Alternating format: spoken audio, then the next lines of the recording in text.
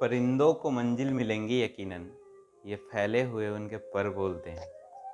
वही लोग खामोश रहते हैं अक्सर, जमाने में जिनके हुनर बोलते हैं। नमस्कार, मैं आशुतोष सिन्हा स्वागत करता हूं आपका इस कड़ी में।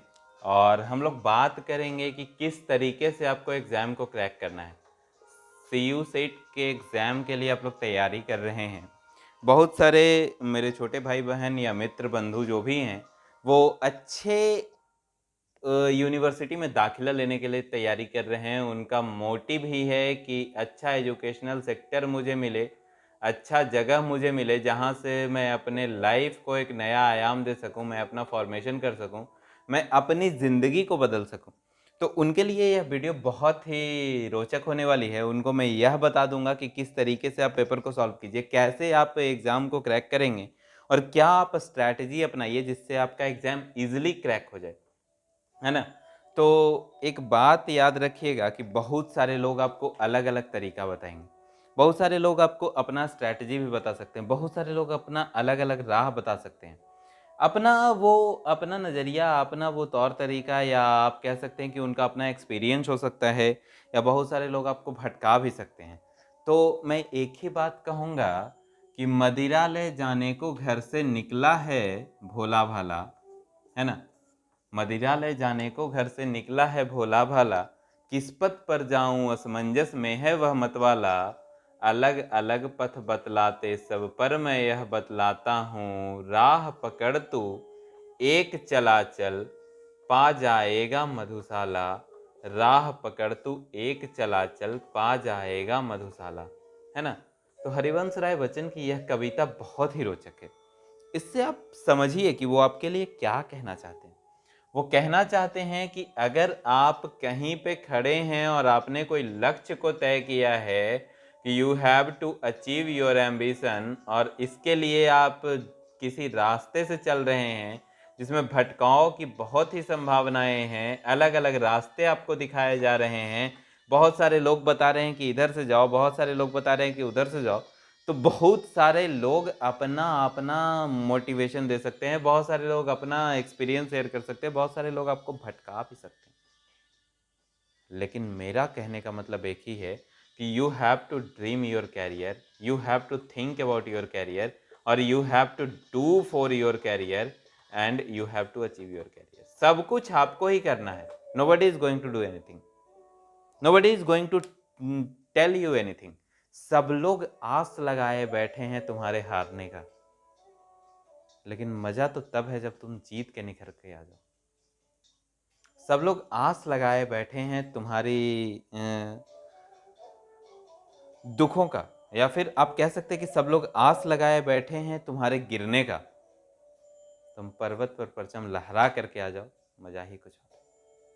तो मजा तो तब है जीतने का जब बहुत सारे लोग यह सोच करके बैठे हैं कि आप हारने वाले हो, है ना? तो आप हारिए नहीं, आप सोचिए ही नहीं कि आई कांट डू, है ना? क्योंकि आपने बहुत बार सुना होगा कि if anybody tell that impossible, impossible, अगर आप इसको भी पॉजिटिव में सोचो तो ये क्या लिखा हुआ है, आई एम पॉसिबल, मतलब मुमकिन है, आसान है, मुमकिन है। Is that clear? तो आइए अब स्ट्रैटेजी पे बात कर ले कि कैसे हमको एग्जाम क्रैक करना है। First of all you have to cover your syllabus. तो सिलेबस हमेशा ही वास्ट आपको लगेगा, सिलेबस हमेशा ही आपको लगेगा कि बहुत बड़ा है और आई कैंट कवर इट। तो आप नॉर्मल देखिए कि आप अगर 80% भी सिलेबस को कवर कर लेते हैं, 60% भी सिलेबस को कवर कर लेते हैं, then you are able to perform in the examination. Think about yourself. आप 60% अगर सिलेबस को कवर कर रहे हैं ना, तो आप एकदम निश्चिंत रहिए कि आपका रिजल्ट होने वाला है। You are able to crack the exam, आप एग्जाम में परफॉर्म करने के काबिल हो गए हैं। अब आपको क्या करना है, then you will have to practice, because practice makes a man perfect. Practice makes a man perfect, यह एग्जाम्पल आप हमेशा याद रखिएगा। Practice makes a man perfect. जितना ज़्यादा प्रैक्टिस करोगे ना, उतना ज़्यादा निखार आएगी आपके अंदर। जैसे आपको एक कहानी सुनाता हूँ कि एक बच्चा था, गुरुकुल में वो पढ़ता था। और पढ़ने में वो बहुत ही वाहियात किस्म का बच्चा था। वाहियात शब्द इस्तेमाल कर सकते हैं, वाहियात किस्म का बच्चा था। बहुत ही अजीब था। अजीब इतना था कि हर बार वो एक ही कक्षा में फ़ेल हो जाता था। किसी भी पढ़ाई में उसका मन नहीं लगता था और कोई भी उसको ये सोच नहीं पाता था कि आखिर इसके अंदर इतनी कमी है कैसे? एक दिन रिज़ल्ट का अनाउंसमेंट हो रहा था, तो उस साल फाइनल रिज़ल्ट था और गुरुजी ने कह दिया था कि इस बार जो बच्चा फ़ेल होगा, जो असफल होगा और दूसरे क्लास में नहीं जाएगा, उसे गुरुकुल से निकाल दिया जाएगा। वह बच्चा बहुत घबरा गया, क्योंकि उसका तीसरा से चौथा साल था और वो लगातार फ़ेल होने वाला था। उसे गुरुकुल से निकाल दिया गया। निकलने के बाद उसने सफ़र तय किया घर की ओर। घर की ओर जब वह बढ़ रहा था, आगे जा रहा था, लगातार आगे की ओर चलता गया, तो रास्ते में उसे प्यास लगती। प्यास लगने के बाद एक कुएं के पास जाकर के वो रुकता है, जहाँ कुछ गांव की महिलाएं पानी भर रही होती हैं। तो जब गांव की महिलाएं पानी भर रही होती हैं, तो उनसे वो बोलता है कि मुझे भी ज़रा पानी पिला दीजिए। और वो उनसे पानी माँगता है और महिलाएँ उनको पानी पिलाने लगती हैं। जब वो कुएँ के पास खड़ा था, तो उसने महिलाओं से एक सवाल किया। कुआँ उसे दिखा, तो उसने सवाल किया कि यह जो पत्थर है, वह घिस कैसे गया है? क्या कारण है इस पत्थर के घिसने का? तो महिलाओं ने उसे जवाब दिया कि लगातार रस्सियाँ जो नीचे जाती हैं ना, उससे रगड़-रगड़ कर हाँ, उससे रगड़-रगड़ कर कुएँ का यह पत्थर घिस गया है। तब उस बच्चे ने सोचा कि बताओ कि इतना हार्ड पत्थर, इतना कठोर पत्थर, अगर लगातार रगड़ने से, लगातार एक ही प्रक्रिया होने से, निरंतर एक ही प्रक्रिया होने से घिस सकता है, तो क्या मेरी बुद्धि इतनी भी भ्रमित है?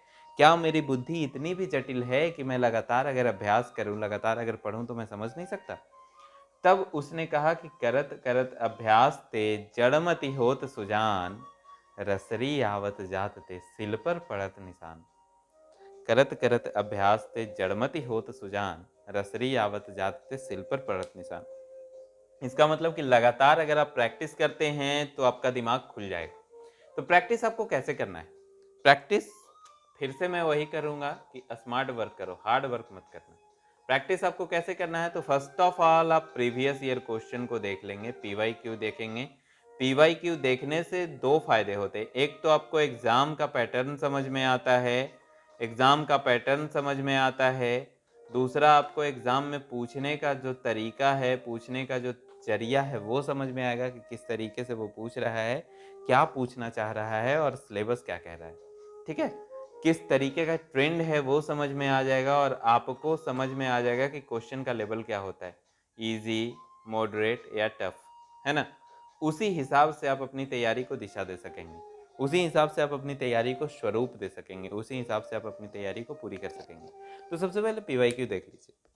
पहला काम आपका सिलेबस कवर करना है, दूसरा काम आपको पीवाईक्यू देखना है और तीसरा काम आपको करना है कि अभी ही 10 से 15 दिन और रुक जाइए। आप अपना सिलेबस आधा भी कवर कर लेते हैं तो बहुत है। पीवाईक्यू देखते चलिए, पीवाईक्यू आपका डेली शामिल होना चाहिए कि प्रतिदिन आपको पीवाईक्यू देखना है, दैट्स ऑल। इसके अलावा आप आगे का भी काम करते चलें कि पीवाईक्यू जब आप देखिएगा, तो पीवाईक्यू देखने के साथ-साथ आप क्या करेंगे कि आप प्रैक्टिस सेट का इस्तेमाल करेंगे। प्रैक्टिस सेट आप ले लें और प्रैक्टिस सेट से आप प्रैक्टिस करने का प्रयास कीजिए। प्रतिदिन जब आप प्रैक्टिस कीजिएगा ना, तो वह आपके लिए बहुत ही बेहतरीन होगा। प्रैक्टिस आप कैसे करेंगे? मैं कुछ भी एक्स्ट्रा नहीं बता रहा हूँ, क्योंकि मैंने जब एग्ज़ाम दिया था, मैं अपना एक्सपीरियंस भी शेयर कर दूँगा। तो आप जब प्रैक्टिस सेट यूज़ करेंगे ना, तो मान लीजिए 3 घंटे का एग्ज़ाम है, तो आप खुद को बाँध लीजिए। मतलब कि खुद अपने आप को समझिए कि मैं एग्ज़ामिनेशन हॉल में हूँ, नोबडी कैन डिस्टर्ब मी। एक घड़ी का टाइमर ऑन कर लीजिए और आप 3 घंटे के लिए वो पेपर लेकर के बैठ जाइए। एक 100 क्वेश्चन का जो पेपर है, वो 3 घंटे के लिए ऑनेस्टी से लेकर के बैठिए। कहीं से आप देखिएगा नहीं, कहीं से आप गलत करने का प्रयास मत कीजिएगा, कहीं से चोरी करने का प्रयास नहीं करेंगे आप। तो 3 घंटे के लिए आप 100 क्वेश्चन लेकर के OMR सीट लेके बैठेंगे, 100 क्वेश्चन लेकर के बैठेंगे और 3 घंटे ऑनेस्टी से बैठेंगे। उसके बाद आप 3 घंटे ख़त्म होने के बाद पेपर को सबमिट करेंगे। पेपर अटेम्प्ट कैसे करें, ये बहुत बड़ा सवाल है। पेपर अटेम्प्ट कैसे करें? तो आप लोगों में से बहुत सारे लोग CBSE के हैं। How to attempt for CUSET, how to attempt paper, आप तैयारी कैसे करें, ये सब चीज़ आपको मैं बता रहा हूँ। तो पेपर को अटेम्प्ट कैसे करें? तो पेपर को अटेम्प्ट करने के लिए सबसे पहला काम आप करेंगे कि जो क्वेश्चन आपको आता हो या जो आसान लगे उसको आप फटाफट बनाते चलें। टफ को आप देखिए मत, टफ को आप राउंड करते चलिए।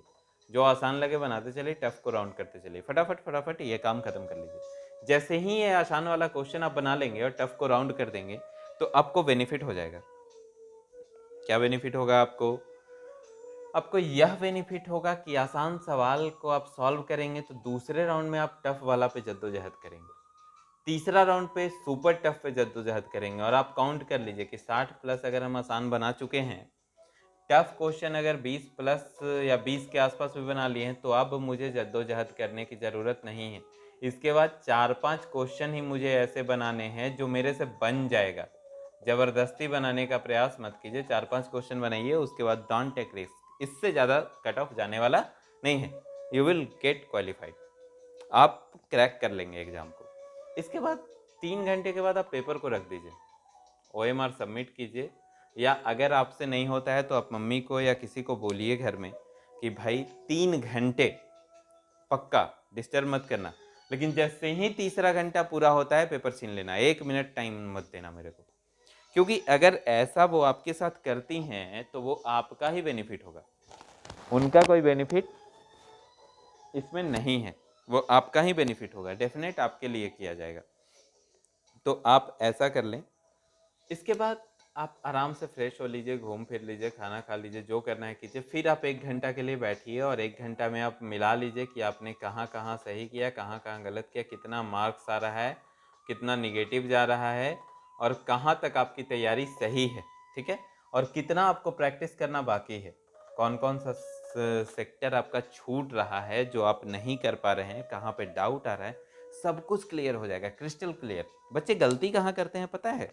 गलती ये करते हैं हम लोग कि तैयारी करते हैं, पढ़ते जाते पढ़ते जाते पढ़ते जाते, हमें ये एहसास भी नहीं होता कि हम गलती कहाँ कर रहे हैं। हमें एहसास नहीं होता कि हम सिलेबस कवर अप कहाँ तक कर रहे हैं और कहाँ पे बाकी रह जा रहा है। हमें ये एहसास नहीं होता कि हमारे सिलेबस में बाकी क्या है और हमें क्या और करना चाहिए।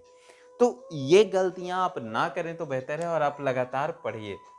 पढ़ने का आपका काम है, लगातार पढ़िए और आप अपनी गलतियों को निकालिए, निगेटिव मार्किंग को निकालिए। जो सेक्टर आपसे छूट गया है, जो सेक्शन आपसे छूट गया है, जो जिसमें आपको डाउट लग रहा हो, जो आपको टफ लग रहा हो, जिसमें आपको प्रॉब्लम हो, उन सबको आप निकाल करके अलग कर दीजिए और देख लीजिए। जैसे अगर बोलते हैं मैथ्स, मैथ्स में अगर आपको प्रॉब्लम आती है, कहीं भी रेशियो में मान लीजिए प्रॉब्लम आती है, तो आप रेशियो को फिर से बना लीजिए। Any doubt? नहीं। अगर हिस्ट्री में आप देखें कि एंशिएंट में प्रॉब्लम आ रही है तो एंशिएंट को आप फिर से कवर अप कर लीजिए, रिवाइज कर लीजिए। मिडेवल में अगर प्रॉब्लम आ रही है तो मिडेवल फिर से रिवाइज कर लीजिए। नागरिकता अगर आपको पढ़ने में या फिर नागरिकता का क्वेश्चन अगर आपका छूट रहा है तो उसको फिर से रिवाइज कर लीजिए। अभी आपके पास समय है, अभी जितनी गलतियां करेंगे उतना निखर करके सामने आएंगे।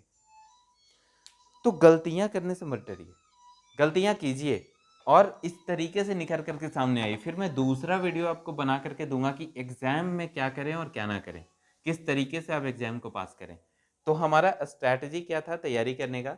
सबसे पहला स्ट्रैटेजी सिलेबस आपको देख लेना है, दूसरा स्ट्रैटेजी PYQ देख लेना है, तीसरा स्ट्रैटेजी सिलेबस को कवर कर लेना है। ये सिलेबस पहले आपको देखना है, ठीक है?